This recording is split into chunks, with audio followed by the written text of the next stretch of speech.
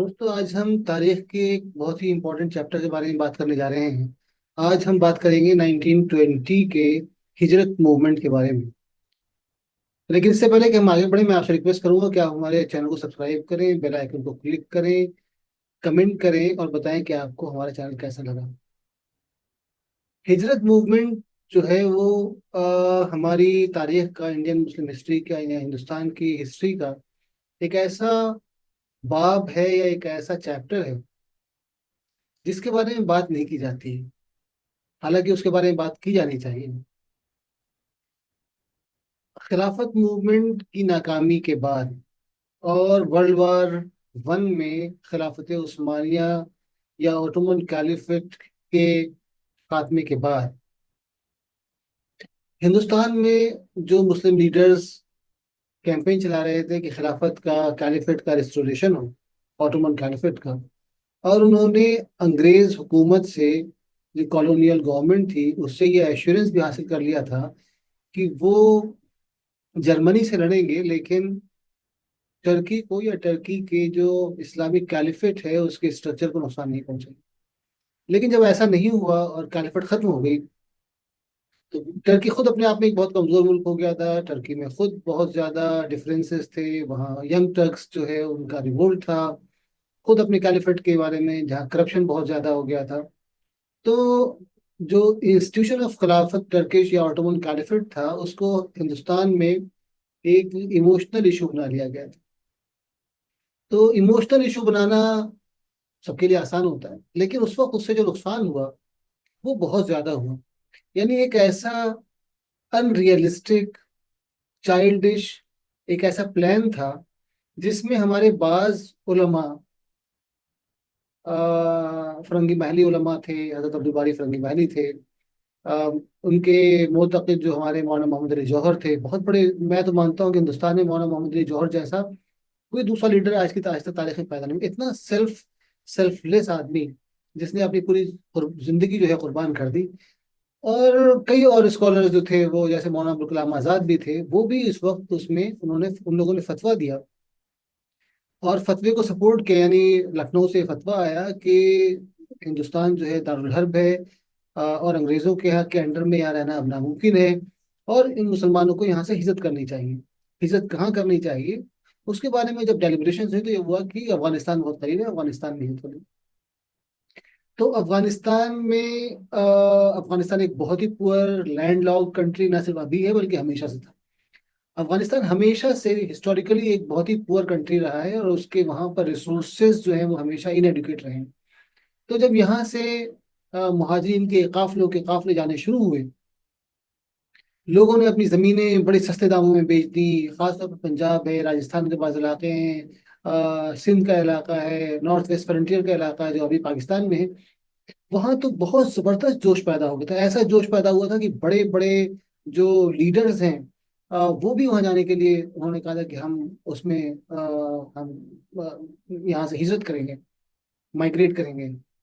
Migrate क्यों करेंगे, ये बेसिक उसका नोशन ये था कि अंग्रेजों के अंडर में हिंदुस्तान में मुसलमानों का या इंडियन कम्युनिटीज का रहना मुश्किल हो गया है, और मुसलमानों को एक रिस्पेक्टेबल अंदाज में अगर रहना है तो वो एक मुस्लिम मुल्क हिजरत कर जाए।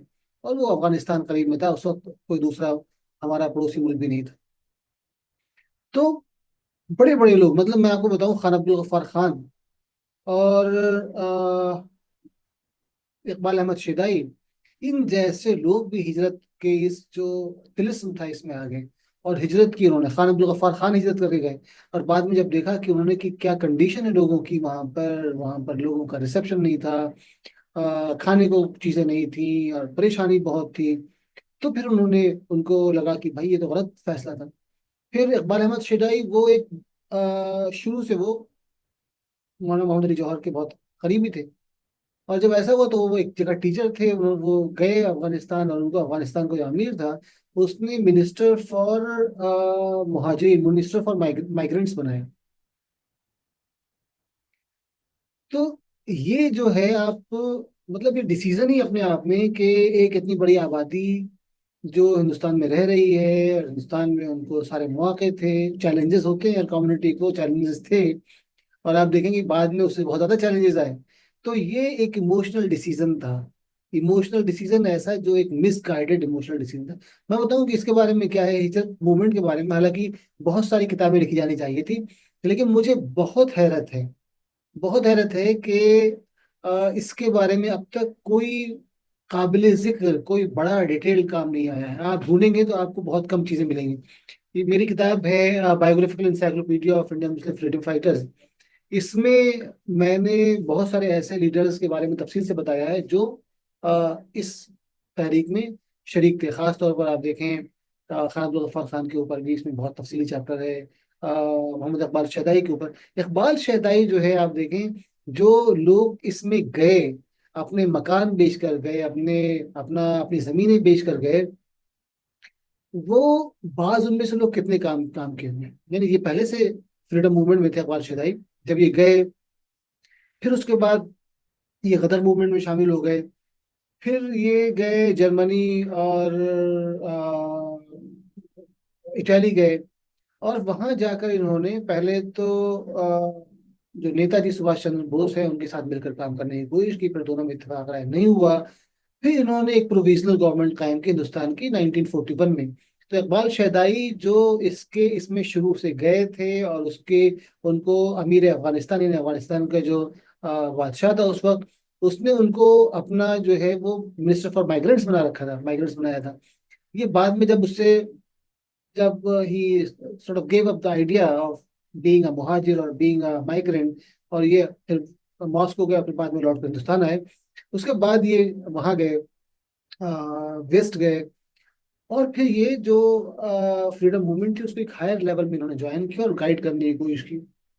ये बड़ी अजीब सी बात है कि हम लोग जो है ना तो सिर्फ इस बड़ी मूवमेंट के बारे में नहीं जानते, इकबाल जो हिजरत मूवमेंट के बारे में, बल्कि ऐसे बड़े बड़े लीडर्स जिन्होंने बड़ी बड़ी कुर्बानियां दी हैं उनके बारे में भी नहीं जानते। तो ये खास तौर पर क्या हुआ कि जब हिजरत मूवमेंट शुरू हुई 1920 में, ये आप देखिए कि रावलेट जो रिपोर्ट थी वो आई। फिर उसके बाद जो अमृतसर में जो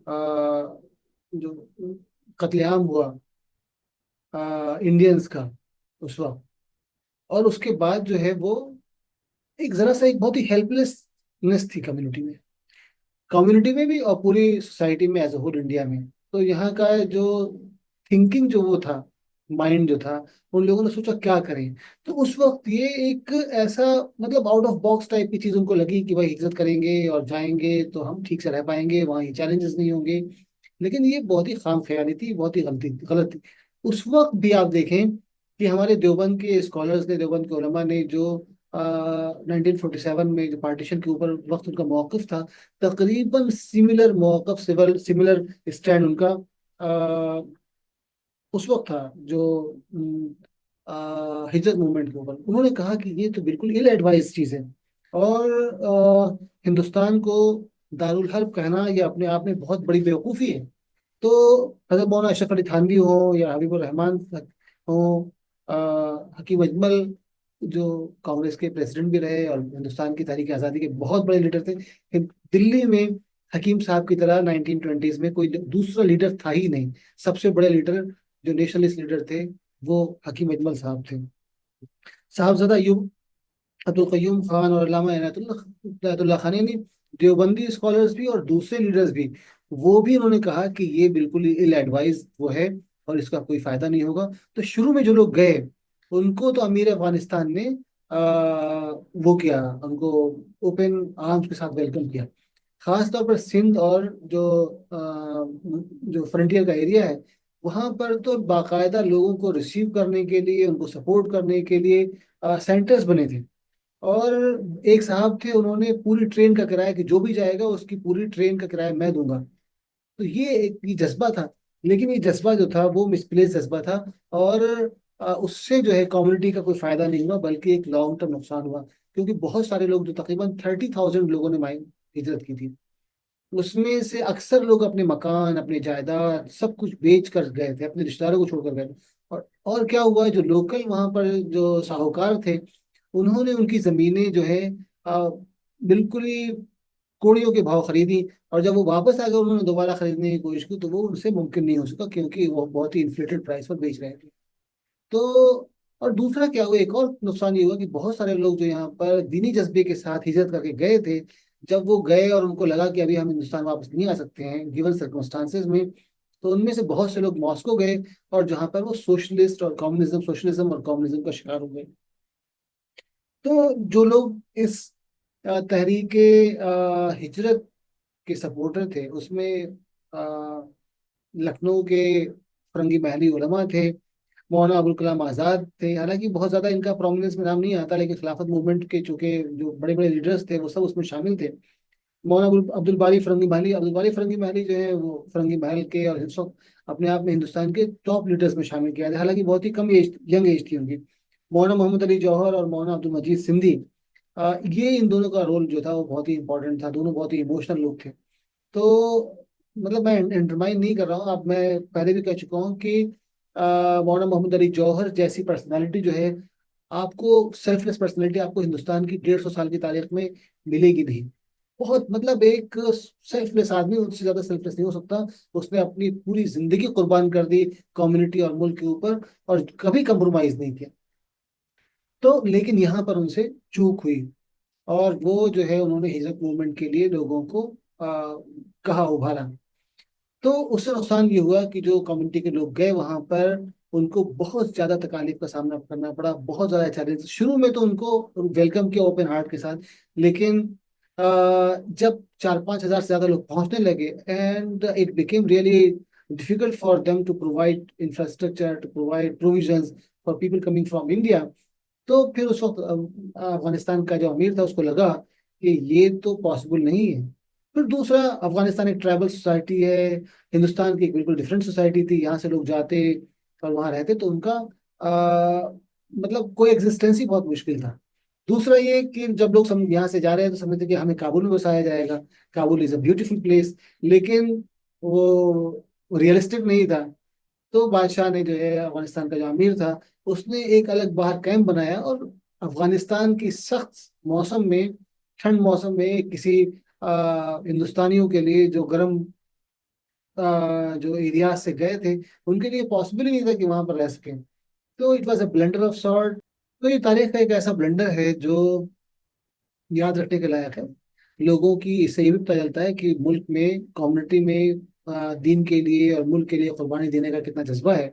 लेकिन इससे भी पता चलता है कि जब हम इमोशन से ओवरकम हो जाते हैं तो हम बहुत सारे ऐसे गलत फैसले करते हैं जो नहीं करने चाहिए। तो वो अपने आप में एक हिस्टोरिकल ब्लंडर था, एक हिस्टोरिकल गलती थी, और ऐसी गलती कभी भी दोबारा रिपीट नहीं होनी चाहिए। Thank you.